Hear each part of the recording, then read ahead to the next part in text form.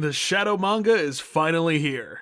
I've long contended that Shadow, along with a few other characters, could definitely hold down their own solo series, so I'm very glad that this theory is being put to the test, though I am surprised this will not be coming from IDW, but from Shogakukan's Comic.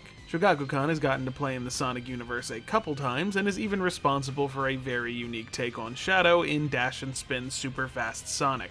I like this book. I just want to add that this entire bit is being recorded before Chapter 1 comes out. It's currently 3 a.m. on Thursday Central Time. I thought I had more time to pre-prepare. I forgot how time zones worked briefly, and now I'm paying for it. While I do love Dash and Spin's take on Shadow, I doubt we'll see a return to that in this series, despite Korokoro's general audience. This is because Sega has a very specific vision of how they want Shadow to be portrayed, but also by who the author of the series will be, Yuki Imada. I think most Sonic fans active on social media have gotten a feel for Imada's art style, and I really feel that I can only describe it as really cool. His use of perspective with the dynamic poses, it's all really solid, and I'm continually impressed, especially when he posts one of the hardest pieces I've ever seen of Shadow and proceeds to describe it as a doodle. But I wanted to get a feel for his work beyond just the art, and actually read some of it. Unfortunately for me, most, if not all, of his work seems to be untranslated. Seems that Tengoku no Ragnarok has a French translation, and I can read French,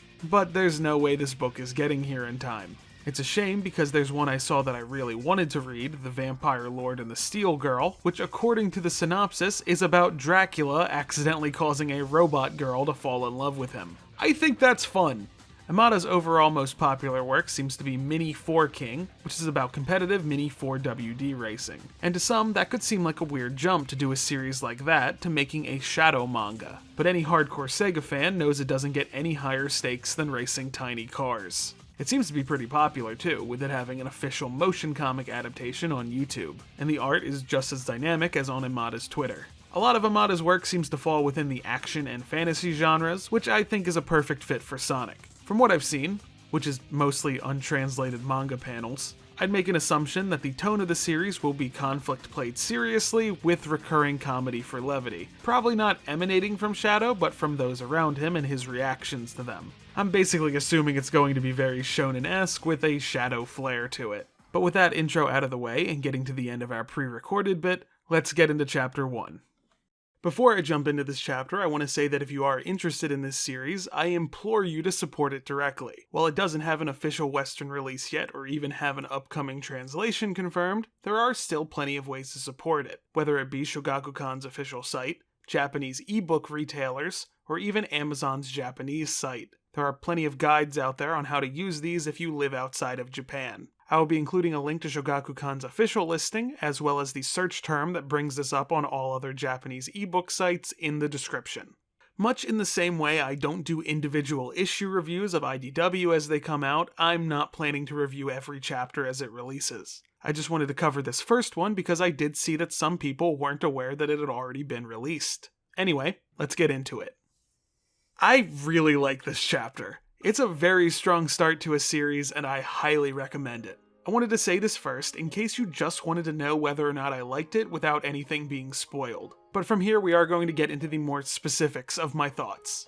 So up front, I feel that my prediction of what the tone would be was wrong. While yes, the conflict is played seriously, I didn't feel that there was that undercurrent of comedy I was expecting. The serious moments are given their space to be serious, which I think is a very good thing for a story focused on Shadow. In terms of story, and I'm going to try not to give away everything while still covering its strengths, Chapter 1 focuses on Shadow and Maria's last days aboard the Ark together, a time period that's often been revisited during Shadow's history in the series. Even Archie did it, but I feel that this comic expands on it in ways that haven't been done before. Those other flashbacks are often the more pivotal moments in Shadow's life, but I think this comic gets to show I wouldn't call them insignificant, but quieter moments. We're given a very strong depiction on what Shadow and Maria's actual friendship was like. Even divorced from the context of the rest of the series, it's very clear to understand why Shadow cares about Maria. I heard some people were unhappy with the depiction of Shadow in this story, stating that the Shadow present in this story is already a bit too much like the Shadow we know in modern day, a little bit broodier than they would like. I don't really agree with that given the context of what he's brooding about. As also glimpsed in the preview for Dark Beginnings, Shadow's frustrated with the fact that despite being called the ultimate life form, they're no closer to curing Maria. I think that's both a good and consistent character beat to focus on during this current examination of Shadow's backstory Sega's doing. It's also one that ties in very well to Shadow's search for purpose.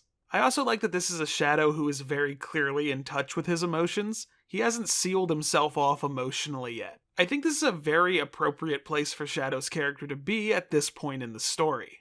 Maria, I think, is also handled very well. I've expressed on occasion that sometimes in the Sonic series, Maria is treated less like a character and more something for Shadow to be sad about. And to be clear, that's not me knocking the series in any way. It is a difficult task to add new depth to a terminally ill child that we've only met in flashback. I felt that Sonic X was able to do that by giving her a clear bit of agency, and I think this manga manages to do that too in its own way. I kinda hope that we get even more bits expanding on these two's dynamic, perhaps jumping back to an even earlier point in their friendship. Based on what we have here, I would trust Amada to be the one to show us Shadow and Maria meeting for the first time. Beyond them, one thing that I thought was smart was to add a single unnamed scientist character, who I initially thought was going to be comic relief based on his design, but they end up doing something completely different with. The arc has always felt a little bit empty. Even when I would see other characters, I could only register Maria, Shadow, and Gerald as the only real ones there.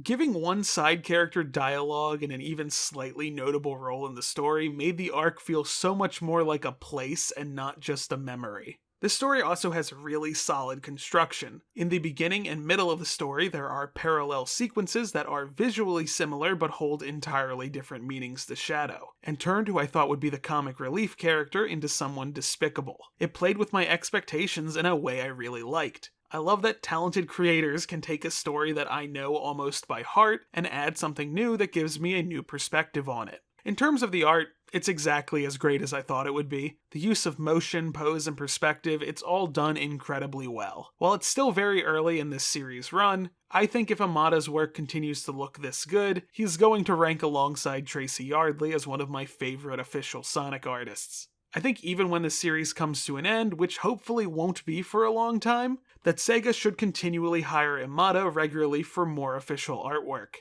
I don't really have a whole lot, if any, negatives to talk about. Some people did talk about a few lore inconsistencies pertaining to a specific character, but that didn't really bother me personally. And any other complaints I feel could be responded to with, it's Chapter 1.